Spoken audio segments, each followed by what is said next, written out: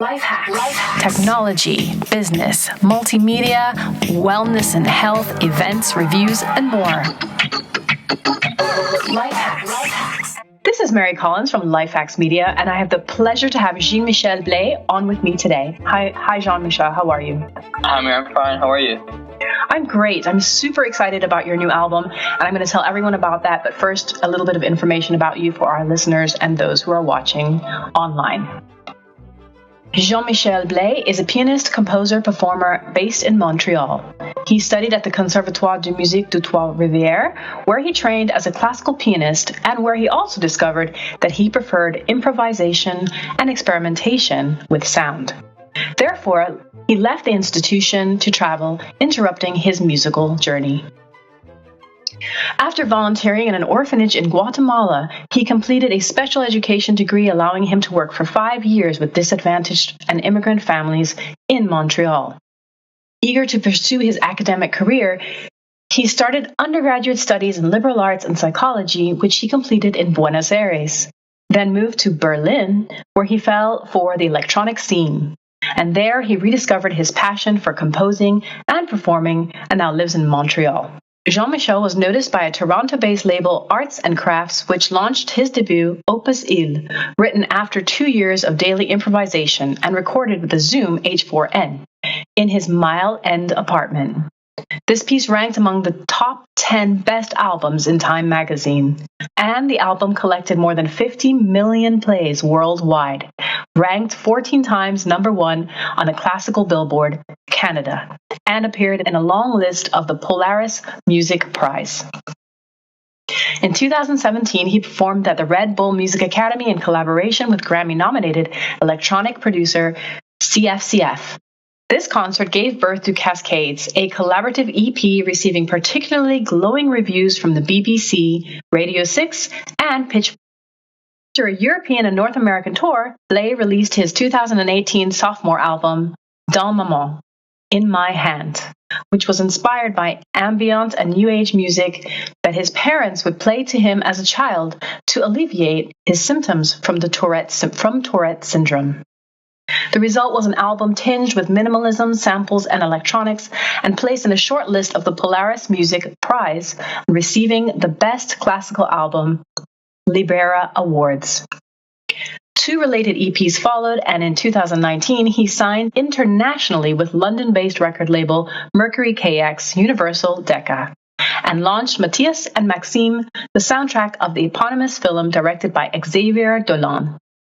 Critically acclaimed, Blais received an honorable gold record from the Cannes Soundtrack Award for his work of remarkable quality, as well as the Iris for the Best Original Music, Gala Quebec Cinema. And in September 2021, Jean-Michel unveiled Murmurs, a new piece from his upcoming album titled Obad. For the first time, he wrote for the chamber orchestra, affirming himself as an emerging composer. So with all of that, Jean-Michel, welcome to LifeHakx. It is an absolute pleasure and honor. And let's just get to it. How did you get into composing and playing instruments? I don't know. It's hearing all of that. First half makes me just feel like this guy was completely lost. It just went all over the planet to find himself. And second half just sound like, oh my God, I've done so much. There's so much pressure now. I need to be good. Something. You are good. But how did I think I got into music? It's a good question because it's not about how did I get into playing piano and being technical about it. But I think it started with my parents. I come from very musical family in the sense that they are profoundly deep music lovers. So my parents were dancing, social dances, a high level competition, whatever. That's how they met. And so I was in my mom's womb till she couldn't dance anymore. So I think I've been shaken and been initiated to the sense of musicality. And we have this very traditional Quebec music that's very close to Celtic Irish traditional music. So there's a sense for rhythm, for melodies, and for harmony, and for it's there's both there's two there's more like I don't know, like a complaining side to it, and there's also like a more affirmative and like high energy side, and I think maybe that shapes my like unconscious and but more technically, I don't know, like I think what really changed my mind is this friend of mine who moved into my hometown, a tiny town, and Nicolette, and I became friend with this guy and his mom. They had like an apartment that looks a bit like your house in the sense of like it was filled with paintings and books, and it was always discussing about like history and politics. And she was piano teacher, she had a grand piano, and that's really where I got in touch with this instrument. And I really started with improvising and slowly shaping my improvs and making it like compositions and so on. And that day she was like, other people before you also wrote music, people like Beethoven, or like, I was like, oh really? And then I started learning, and she got me into conservatoire. And as you explained a bit, I had this 10 years almost away from music because I was too honest not to be fully myself, and at the same time I couldn't find a place for me in this world, and I didn't have maybe the imagination or courage to create that space and saying like, no matter if it doesn't exist, I'll create it. I didn't think I could do that when I was like 18 or 19, and then I came back, and to be honest, it's really thanks to this label, Arts and Crafty name, that they just, thanks to my friends who like just kicked my ass, and they said it's egoistic to keep that music for yourself, like record it, put it online. And I was giving it for free, and then like they were insisting to pay me, and I opened a little account where I put the money they would give me, saying, okay, well that money then it's an investment. I'm an action to you, like I'm a stock exchange action. You invest in me, and I'll come back later with another album. And I accepted and it's also it makes me, I guess, very dependent from the reception, in the sense of that was not my life plan at all. Like I was I was supposed to work on like a political, like scientific master in Buenos Aires about ADHD and kids and stuff like that. So that was not at all the plan. So I'm there. Wow. I don't know for how long. I don't know know. I never know. I have like 10 new albums in my mind, and I want to keep doing that forever. I love it so much. But I think it's wonderful that you have such a great, your friends pushed you. It sounds like that's the first great life hacks, is have really good friends and people around you, as well as obviously, inspiration. So, speaking of which, from the childhood struggles, Tourette syndrome, explain to people, what did you suffer from exactly? And how do you think music helped you with that? It's funny because at first I didn't want to talk about it, and it's not by shame, but more by, I don't want to use it like a social token, to be spoken about, as I'm like, and it's not part of my life. It is a lot, but I tend to cope with it.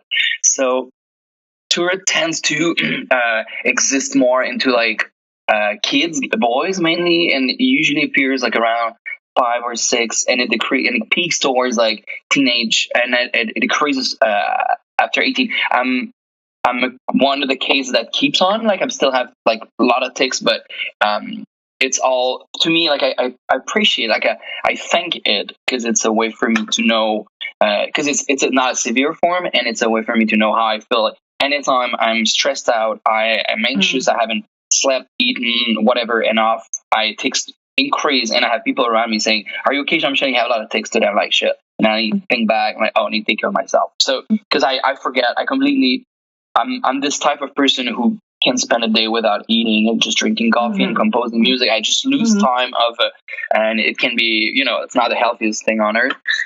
So music came in the sense of when I had like a lot of tics, and was like sounds and movement, and sometimes you do stuff that even hurt yourself, and I was trying to control it, because there was back then, we didn't talk about Tourette. It was like, I have tics, like my dad, like my grandmother, like my aunts and uncles on that side of the family. So now I can't tell if there's like a genetic component to it. And like there's studies. I'm affiliated to like a center here where like study about it.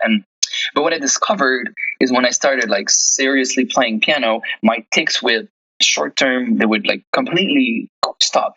And from the moment I would start playing piano, I had no tics for no matter how long I would play. I even have old videos of me playing in front of people, which is the fullest thing on earth, or 12. And I was like having those tics, and I started playing like nothing, and then it comes back. So and I mean, they're not sure about it, but it's like this. There's some sort of like a overcapacity of like electronic. Like electricity that just want to come out, and when you focus that on a very high demanding activity, well, it decreases that. Like there's just, you're busy enough, sort of. See how wonderful that is, though. That's the reason to talk about it, because there are people who are going through this. They have family members that are going through this, and having someone like you who is so successful and who has expressed the fact that by playing music, by finding an activity to focus you, it has helped. So it gives hope to people. So don't ever think that it's a form of weakness at all. I'm also a hypnotherapist, and I would say that the mind, if you tell it negative things, it believes negative things. If you tell it positive things, it believes positive things. And you have just expressed the fact that doing something positive with your time, something creative with your time, is a wonderful way to get through these minor deficiencies or problems that one may occur. So that's wonderful. Yeah, and I'm proud and I'm happy to talk about it. Like, and then why work harder when you can work smarter and live better? And it really it showed me the way somehow, and it also I noticed after not only like, and I'm not saying everyone should play piano. It's more like if you have to maybe try to have, and it can be sport, it can be like I don't know, art, it can be like so many things, but try like something that really makes your mind busy. So like because it's good for you. Like the only moment a toured person's rest is like when you sleep, like, you know, it's like, and it, like some people's very trash. Like some people end up, their life is messed up and they want to suicide, and they do because they're like, what am I going to do with that? And so we don't talk a lot about that, and it's a good thing we do. And I think the music also started helping me, like maybe more like a long term. It really has an effect on anything. It helped me controlling and decreasing my tics, like overall, and not only in the moment but also after.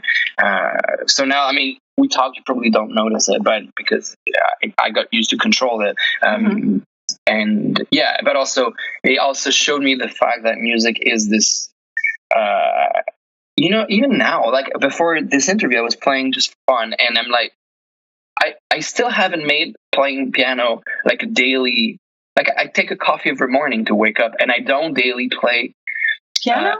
I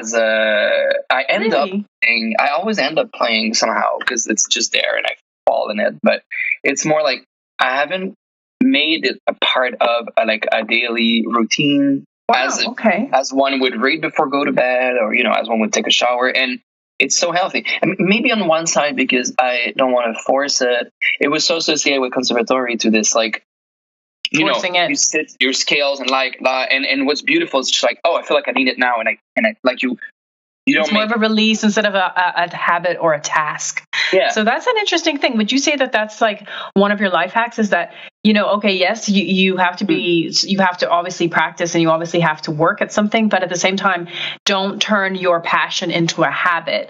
Turn it into a desire. It's a very good point. I think the idea would be that is like, you need to somehow like set yourself goals and create yourself a routine to get bored from it and say like, now it's not working anymore, and to be fed up, and then to leave it away and truly believe that it's not good for you, and then you miss it and you're like, what? And like, oh, because I don't have that in my life anymore, and then you reshape it, and there's this like sort of like a back and forth that's very annoying. But I think it's part, and I think that's the overarching idea, is that you need to feel an actual need for something, and sometimes you're like, okay, I'm enough maybe for now.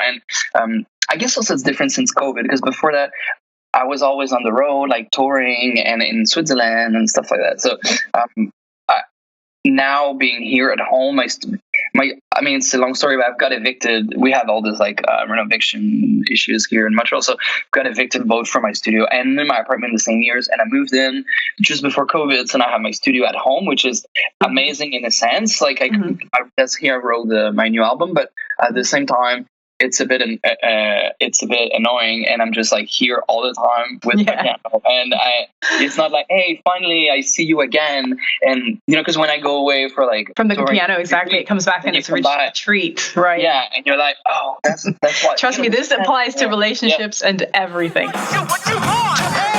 Why work harder when you can work smarter and live better? And that is part 1 of the interview with Jean-Michel Blais on LifeHakx.com. Please check out part 2 and part 3. Thanks for listening.